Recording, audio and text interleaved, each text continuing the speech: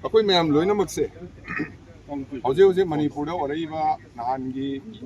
वाल थाबीगी इंसिडेंट नि मतुंग नो ओरैबा फियमसे सिगी मतांग दा ऑलरेडी अखोई एमएलए मैम दगी तरफ दगी दी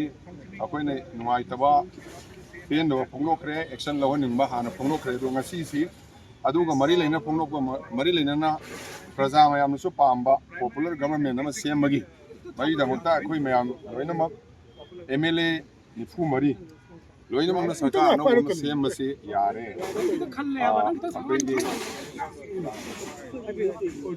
सरकार सेमबसी सेमनबा अखोई एमएलए लोइनमक रेडी लेना प्रजा या पाम्बा सु लेरे अखोई मैमसु सरकार सेमबा यारे हाइबगी अदुगी गवर्नर अखोई पीरुबने अदुगा अतोपा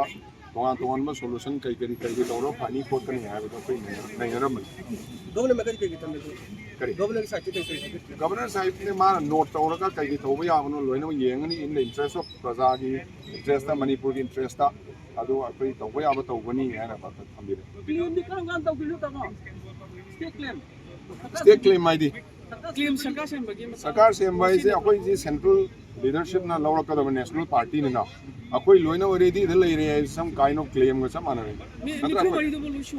नते लोइना ने या करम कना यादव यावगे सरकार सेम बदा निफु मरी सरकार सेम यानिंग द मी दु कनानो पुथोपिरो लोइना यारे अखोई लोइना यारे मा इवन कांग्रेस की मंगा दुदी अखोई पार्टी दी यावदबने खंगदे मोय सो यादे हाइबदी लेरमदो मानदे कम बदा अदुना अखोई की